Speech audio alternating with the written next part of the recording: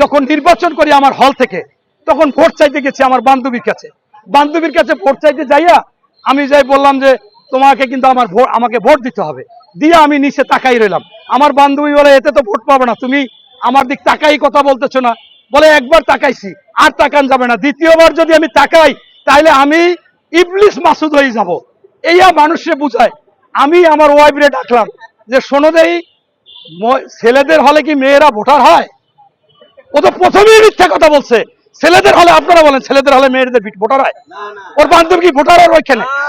মানুষকে কি ধরনের, যে ধরনের পারে যা পারে বুঝাইয়া এগুলো করতেছে।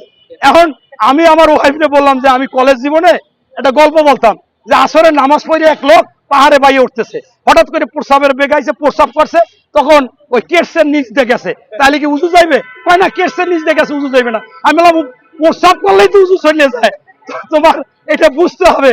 তাই আজকে জামাত এইরকম বুঝাইতেছে যে প্রস্রাব যদি কেটসের নিচ দিয়ে যায় তা উজু যাবে কিনা। এখন মূল ফর্মুলা থেকে আর এক ফর্মুলা করে, যেখানে পুরুষের হলে, বলেন আপনি, আপনারা কেউ দেখছেন নারী ভোটার থাকে? এই যে টকশোতে আসছে মানুষের সাথে প্রতারণা করা, যে শিবির হয়েছে এমন জিনিস যে মেয়েদের দিক তাকায় না, অথচ ওই নিষিদ্ধ করার জন্য আওয়ামী লীগের যে হলো বসলো, সেই 4টা মেয়ে ওর পাশে বসা, কোন পুরুষ বসা ছিল না এই মাসুদের পাশে। কি ধরনের, আল্লাহ মাফ করুক। আল্লাহ, আমার মনে হয় 2-1 জন লোক ভালো আছে, এই জন্য আপনার কেয়ামত হচ্ছে না, কেয়ামত প্রায় সন্নিকটে। বেশি বেশি আলেমের কথা বললা, বেশি বেশি তারা পূজায় যাইয়া গীতা পাঠ করে, পূজায় যাইয়া মেয়েদের সাথে আরতি করে, টুপি মাথায় দাড়ি, আল্লাহু আকবার, নাউজুবিল্লাহ। এই যে করতেছে, ভোটের জন্য এমন কিছু নাই যা করতে পারে না।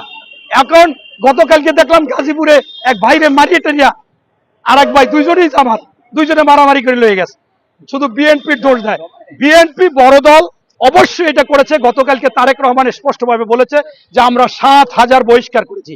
চাঁদাবাজ, দখলবাজ, সন্ত্রাস, এদেরকে আমরা বারবার সরকারের কাছে বলেছি এদের ধরেন, এদের কোনো দল নাই, কঠিন শাস্তি দেন, তারা দিচ্ছে না। অতএব আমরা এর পক্ষে না, আমরা জনগণের পক্ষে, জনগণের কাজ করব। এবং সর্বশেষ আমি বলবো, আমাদের বিএনপির ভারপ্রাপ্ত চেয়ারম্যান মহোদয় জিয়াউর রহমানের প্রতিচ্ছবি, খালেদা জিয়ার প্রতিচ্ছবি, তিনি যেদিন বাংলাদেশে আসবে, ওই চাঁদাবাজ, দখলবাজ, সন্ত্রাসী যারা দলের মধ্যে ঢুকে আকাম কুকাম করতেছে তাদের স্থান হবে জেলখানায়, নতুবা পালিয়ে যেতে বাধ্য হবে, এর কোনো বিকল্প হবে না।